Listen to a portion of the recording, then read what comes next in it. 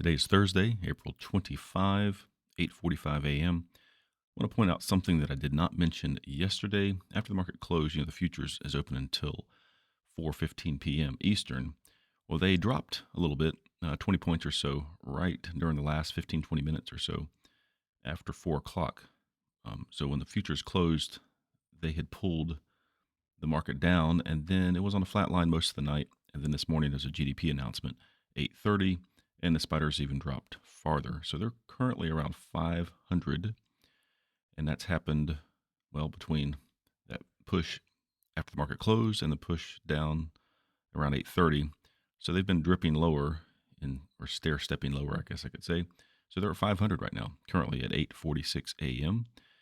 and don't have any levels below this 495.04 currently, but there could be some identified in real time if need be. But anything can happen. They could open up a little higher. But either way, we have levels that serve as support and or resistance. But because of this kind of recent activity of a little bit of volatility, or at least it could be predicting some volatility today, just want to be aware. Once again, I feel like I've repeated myself many times here about the fact that if the levels are relatively close together, just when I take a trade, I'm fully expecting that it's possible for the price to go up to the next level or down to the next level, and I would add to the position. So as a result, I want to manage my position size accordingly. So these are the numbers. We'll come back to this chart, look at all the trades taken in the E-minis after the market closes. Well, it's the next morning. It's 8:17 a.m. on Friday morning. Another long day, late night. Just decided not to make this video last night. So several trades. The 4 levels were hit.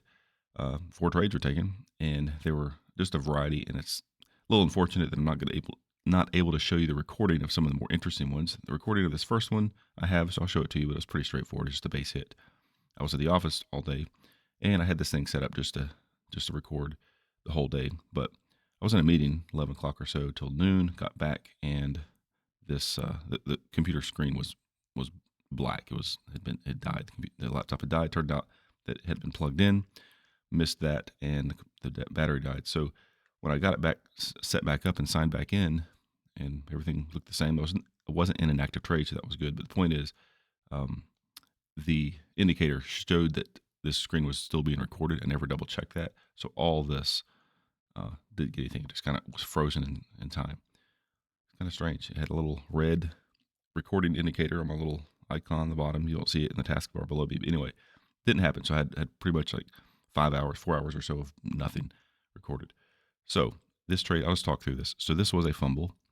They went up to this level, hung around it for a while, started kind of feeling kind of weird about it, the way they were acting, but I went ahead and just played by the rules, jumped out of the fumble, got a base on the reversal of this, and then I also recycled this. They came back. So when they came back into this level, I just took another base hit off of this. And that worked. This was the kind of a bad one here, and you'll see it. It's a TKO, fumbled, and on the reversal of the fumble, lost again. So 2 fumbles in a row, and just unfortunate because this level was important, but by the time they got back down here, it was too late. So I was already in the trade at this point. So this was not good for recycle. It's kind of difficult to explain if you don't understand the nuances of the rules. But anyway, so just essentially 2 fumbles happened here, and a base hit happened here. I did trail this one a little bit longer. That's another reason I wish you could see the recording of this. So I was able to kind of climb my way back out of the hole because the day ended in the red, playing by the rules, and I was able just to basically break even. So let's jump to the recording just to show you the piece of material that I do have. So just to set the stage, 10:17 a.m. at this point. They're coming back up to this level the second time, and I have a limit order to sell 2 just for a simple base hit, and I'll play this, and you'll see it happen pretty quickly. Well, that level was triggered pretty quickly. I may scrub ahead here. It took a little while for this to play out. There's the $400 or 4 points with 2 contracts. And let me scrub ahead because they got above.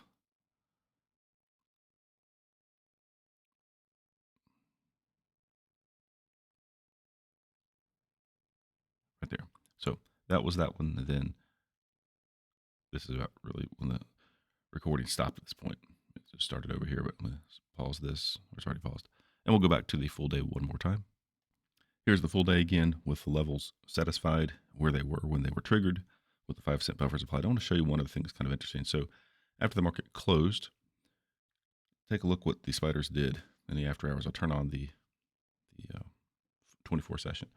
So remember how they kind of dropped the futures, pulled them down after the close yesterday. Well, right after the close to on Thursday. I'm talking about Wednesday now.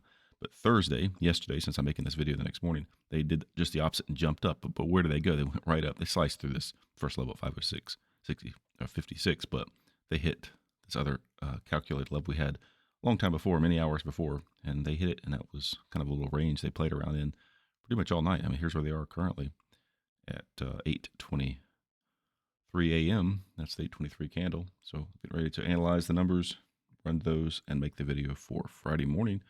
That's all we have. I guess we'll just jump to the tracking log because it does merit some explanation. Because of that TKO, it was a little bit of a loss here. So just base hit, fumble, base on reversal, base on recycle. I'll just expand this so you can see it. So lost 7 3/4 and then 13.5. So that was kind of a big give back there, and then a base hit on that last level at the very top. The only difference between if you're played by the rules on this tracking log and what I did is on the last level, I trailed it down most of the way down until it came back into the level and jumped out on the remaining part of that position. So I got a few more points. I was able to bring myself above water again. So those were the trades, and not the most exciting day. I mean, a lot of movement. Yes, there was some volatility. I mean, actually, I wanted to show the daily. We'll just do that for this Friday's video here. The daily chart, because while they did pull back up, they're still below some important areas. So it'll be interesting to see what happens at the close of the day, close of the week. But we'll talk about that in the next video. Anyway, hope you found this interesting, helpful. Consider subscribing if you haven't already. Have a great day.